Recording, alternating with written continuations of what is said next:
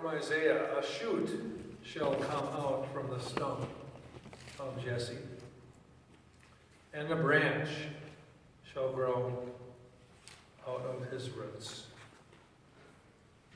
The Spirit of the Lord shall rest on him, the Spirit of wisdom and understanding, the Spirit of counsel and might, the Spirit of knowledge and the fear of the Lord.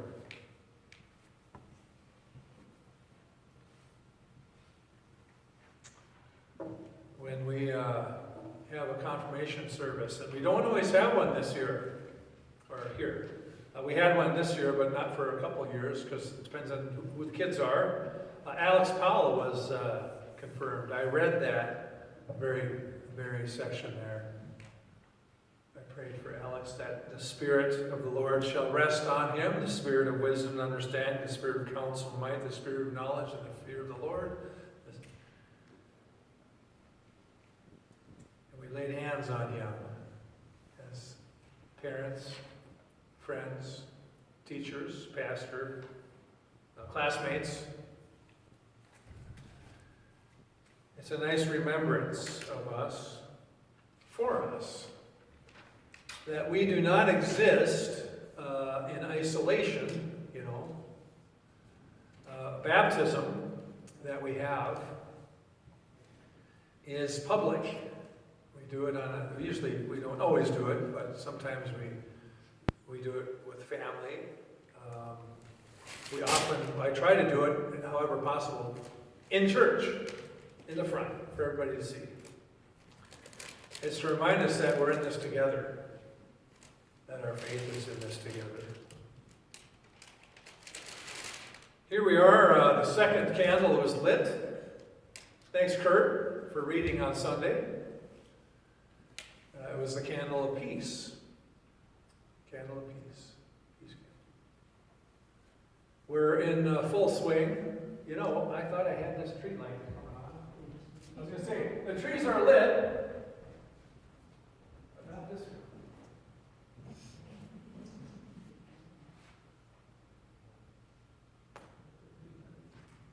What did they do around there? There you go.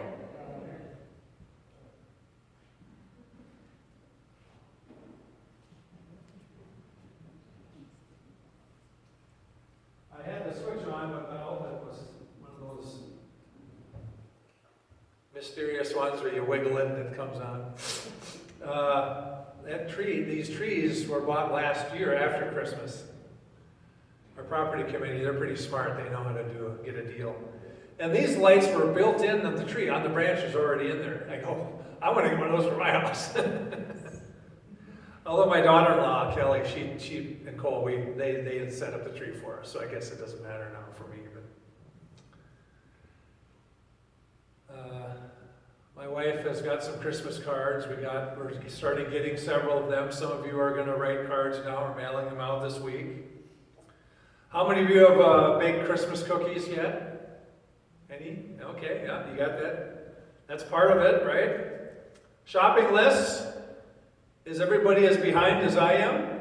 Yes? Okay, good. I feel better. Christmas tree. You got your tree set up? Weeks ago. Okay. How many of you had your tree up the same week as Thanksgiving? Yeah, we did. Kelly came over and goes, okay, today's tree day. Some of you are going to wait till after the sales, after Christmas, and you can get a good deal on the trees. Sometimes some of them are still in the field. Some people don't cut the tree down yet. Why? By the time, if you cut it too early, then by Christmas the needles are all on the ground. In the vacuum, that's part of what we did when I was a kid. We'd go to the tree farm and put it on top of our station wagon. Remember those? They did exist at one time. Isaiah says, a shoot shall come out from the stump of Jesse.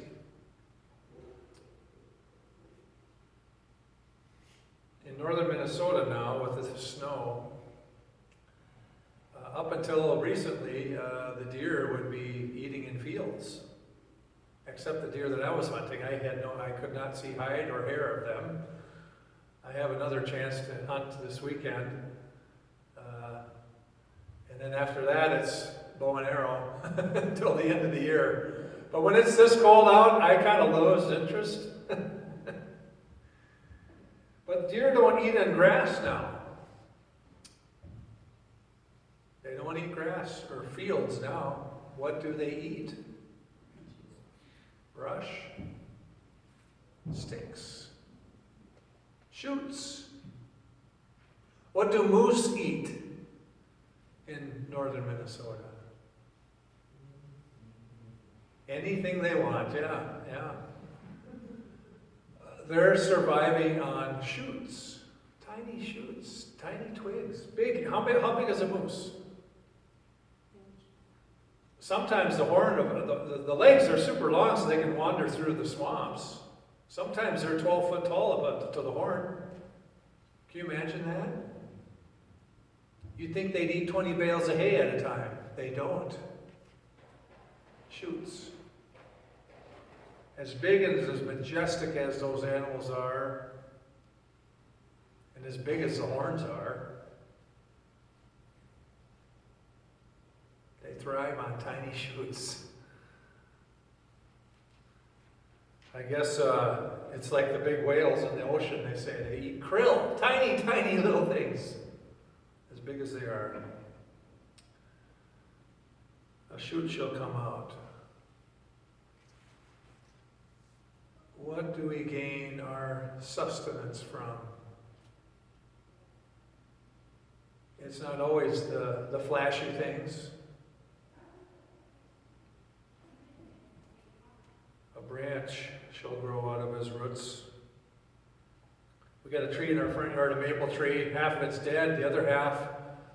I go, how is that possible? And I looked, it wasn't part of the tree. The part of the tree that's dead is the tree. The tree's dead. The part that's alive used to be a side of was a shoot. I didn't even notice it until when the leaves fell out. I go, that's not. There's two trees growing here. You know what I'm talking? You've seen trees like that where it's just big around, but that's where all the life is. The parts at the trunk is all dead. When things look bleak, when things look bad, when things look like there's nothing going on here, that's what Isaiah is talking about, to remind the people. Don't give up. He's talking to a people who are wondering what hope is for them. We don't have a king anymore. I mean, our hope has dried up. The last king of David, he died. Now what? God's at work. A shoot is going to shoot out of that stump. Looks like there's no hope there now. You've seen trees like that. You know what I'm talking about. So he uses that great imagery. Shoot. What looks like death is not. And the Spirit of God will come. The Spirit of God comes. The Spirit of God comes to us. It reminds us of our connectedness to what God has promised. As we prepare for Jesus, this time of Advent, as he comes to us as a child, but also when he comes as king. When John tells us, prepare, be ready, do what needs to be done. You got work to do, folks. He's coming. And that's a good thing. On that day, the root of Jesse shall stand as a signal, like a lighthouse to all the peoples. The nations shall inquire of him. His dwelling will be glorious. Thanks be to God. Let's turn in our next hymn now today, number 30.